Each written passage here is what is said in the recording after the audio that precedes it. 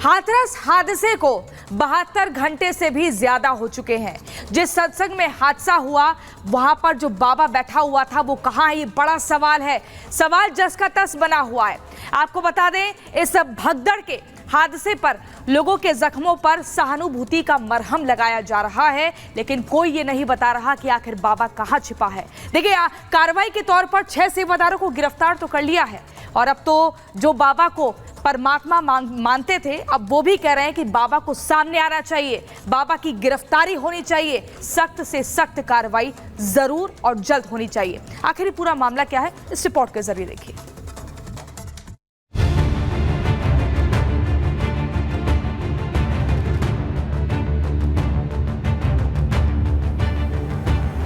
कार्रवाई होनी चाहिए। चमत्कारी होते तो कम से कम अपने भक्तों का कष्ट दूर करने तो आते, लेकिन वो तो छिपके बैठ गए ना। चमत्कारी होते कम से कम देखने तो आते अपने भक्तों को कि मेरे भक्त कितनी तकलीफ में है, कितनी मुसीबत में है। आंखों के आंसू सूख चुके हैं, लेकिन रोना है कि बंद नहीं हो रहा। जख्म इतने गहरे हैं कि मरहम लगाने वाला कोई नहीं मिल रहा। अपनों का नाम पुकारते पुकारते अब गले से आवाज निकलनी भी बंद हो गई है। इस दर्द का कोई इलाज नहीं, क्योंकि ये अपनों के खोने का दर्द है और अब इस दर्द को देने वाले और उसके पीछे के लोगों पर कार्रवाई की मांग हो रही है। जो बाबा साकार चमत्कार का दावा करता था, जिसने लोगों के ऊपर अपने भ्रम का जाल फैला रखा था, उसके चमत्कार पर ही अब सवाल खड़े हो रहे हैं। अलीगढ़ के जिन परिवारों ने इस हादसे में अपनों को खोया, वो अब बाबा से सवाल कर रहे हैं कि अगर चमत्कार था तो पहले ही क्यों नहीं हादसा टाल दिया। कार्रवाई ये होनी चाहिए, जब तुम परमात्मा थे ऐसा भयो तो भयो क्यों, तुमने अपने भक्त क्यों नहीं संवारे, जब मरे ऐसे तुमने घर गुजर कर दे, तो होना चाहिए। 4-5 साल से जाते थे, जब समय मिल जाता था तभी जाते थे, तभी आते थे। उसके बाद में श्रद्धा से गए अपने माया के, हमें क्या पता है मेरी भाभी दोबारा लौट के नहीं आएगी। अब चमत्कार तो जब होता है इनका, जब पब्लिक बच जाती, चमत्कार जब होता। अब चमत्कार बताओ, किसी दरबार में जाते हैं गुरु के पास में, गुरु सहायता करते हैं नहीं, तो बताओ फिर कार्रवाई होनी चाहिए बाबा के ऊपर। हाँ, कार्रवाई होनी चाहिए, पूरी कार्रवाई होनी चाहिए, पूरी जांच होनी चाहिए ढंग से। हाथरस में हुए हादसे को 3 दिन बीत चुके हैं, लेकिन तब से बाबा फरार हैं। ना तो वो अपने आश्रम में हैं, ना ही अपनी दिखावटी कुटिया में। उसे उन भक्तों की चिंता भी नहीं जिनके दुख दर्द दूर करने का दावा वो करता था। और यही सवाल वो लोग उठा रहे हैं जो बाबा के सालों साल भक्त रहे हैं। बाबा बस यही बताते हैं कि मानव मिल के रहो, किसी से झगड़ा मत करो, और क्या कहते हैं, किसी से जलो मत, कोई ऊंचा जा रहा है तो उसे जलो मत, मिल के रहो सबके साथ। जाते भी थे, बहुत बहुत दूर तक गए हैं, मध्य प्रदेश, ग्वालियर वगैरह, राजस्थान, सब जगह गए हैं। यहाँ भी होता था महीने का प्रथम मंगलवार, वहाँ जाते थे, लेकिन ऐसा आज तक कुछ भी चमत्कार नहीं हुआ है वहाँ पे केवल ढोंग पाखंड है। सूरजपाल उर्फ बाबा साकार, जिसके अंधभक्ति में लोग सालों साल डूबे रहे, लेकिन अब उनकी आंखों से बंधी पट्टी हट चुकी है। हर कोई एक ही सुर में कह रहा है कि बाबा के खिलाफ एक्शन हो। Bureau report, Republic Bharat. और सूरजपाल के वकील हमारे साथ एपी सिंह जी जुड़ गए हैं, उनका रुख कर लेते हैं। एपी जी, सीधा सवाल मैं आपसे पूछूंगी, सूरजपाल कहाँ है, फरार क्यों? देखिए, कहीं फरार नहीं है। जहां जो इन्वेस्टिगेशन एजेंसी, जांच एजेंसी एसआईटी पर हमें भरोसा है, honourable retired high court justice की कमीशन पर हमें भरोसा है, शासन प्रशासन पर भरोसा। जहां कहीं जब भी बुलाया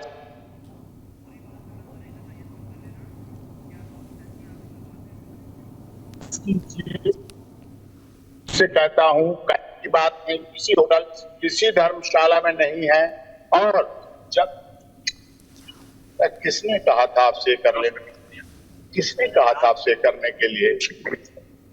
हम पकड़े बैठे हैं और आप से कर रहे हैं, उसमें कर रहे हैं। चलिए, एपी सिंह जी हमारे साथ यहाँ पर जुड़े हुए हैं। कोशिश हम दोबारा करेंगे यहाँ पर बात करने के लिए। सुप्रीम कोर्ट के अधिवक्ता हैं वरिष्ठ, और साथ ही इस वक्त सूरजपाल बाबा की जो पैरवी है वो भी कर रहे हैं, जो ऑथेंटिकेट किया गया है सूरजपाल बाबा की तरफ से। और एपी सिंह कह रहे हैं कि जहां पर जरूरत होगी बाबा सूरजपाल सामने आएगा और हर बात जो है वो रखेगा। लेकिन सबसे बड़ी बात यह है कि अभी तक जब से पूरी घटना हुई है, आखिर क्यों सूरजपाल सामने नहीं आया है।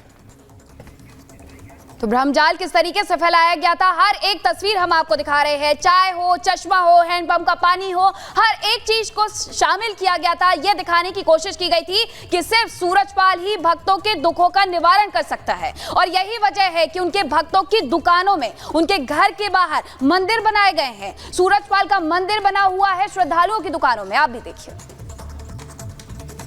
हाथरस मामले में जिन 2 महिलाओं की गिरफ्तारी की गई वो दरअसल कचौरा गांव की रहने वाली हैं।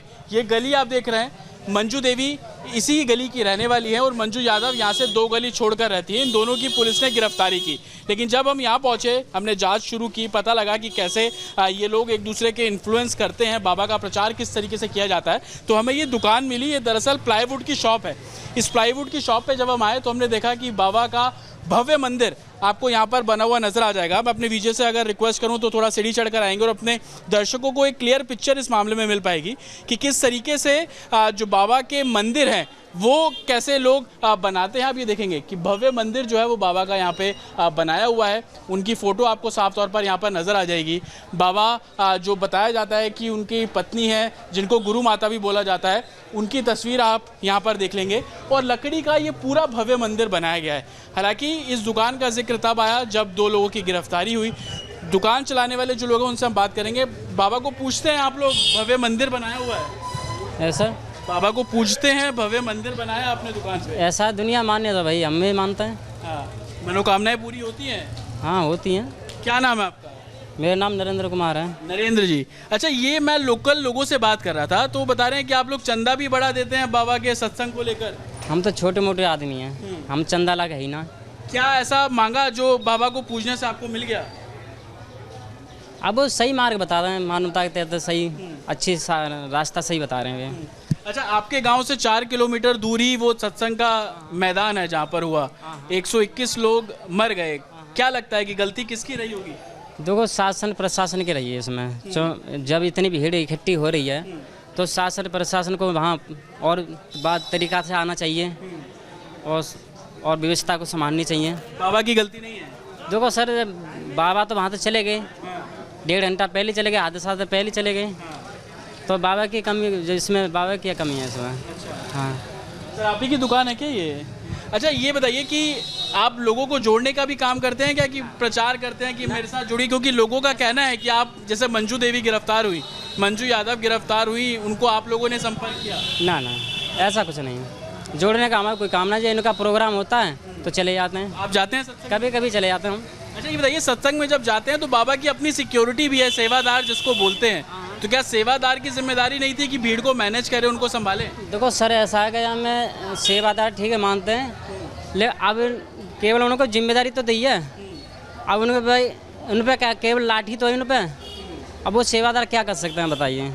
तो ये बाबा के भक्त हैं जो साफ तौर पर कह रहे हैं कि बाबा की कोई गलती नहीं है। और दुकान पर आप भव्य मंदिर आप देख लेंगे कि जिस तरीके के मंदिर हम अमूमन देखते हैं बड़ी बड़ी जगहों पर, उसी तरीके की एक तरीके से स्ट्रक्चरल जो मंदिर है वो यहाँ पर बनाया गया। यहीं के रहने वाले हैं भाई साहब? मैं नगला मारी का हूँ। क्या लगता है कि गलती है बाबा की या नहीं? हम तो मतलब कृष्णवादी, हमें नहीं मालूम। ये तो पता होगा, 121 लोग मरे आपसे गाँव के 4 मरे। गलती किसकी मानते हैं? आम जनता के जहन में कुछ तो चलता है। हम क्या कह सकते हैं? तो आप ये देखिए कि सेफ साइड किस तरीके से बात करते हैं लोग। दुकान जिसकी है वो ये बोल रहा है कि बाबा की कोई गलती नहीं। दुकान पे खड़ा हुआ शख्स बोलता है कि मुझे कोई जानकारी नहीं। लोगों से जब बात करते हैं तो लोग ये बोलते हैं कि प्रभाव बहुत किया जाता है लोगों को, हज़ारों रुपए दान में भी दिए जाते हैं। कुछ और लोग हैं, उनसे हम बात करेंगे। किसकी गलती मानते हैं यहाँ पर? सबसे ज़्यादा मेन गलती है भोले बाबा की। प्रमुख तो वही, जो भी आयोजक है किसके दिशा निर्देश पर काम करते हैं वो। लेकिन आपके सामने दुकान है, भक्त है, कहते हैं बाबा की कोई गलती नहीं है। नहीं, उनकी व्यवस्था बेकार थी। जो आयोजक थे, आयोजक किसके दिशा निर्देश में काम कर रहे थे बताइए आप? जो दिशा निर्देश मिल रहा था उनको, कहाँ से मिल रहा था? वो बाबा के द्वारा मिल रहा था ना। तो बाबा की गलती नहीं है, प्रत्यक्ष रूप में नहीं मानता हूँ, लेकिन अप्रत्यक्ष रूप से बाबा की गलती है उसके अंदर।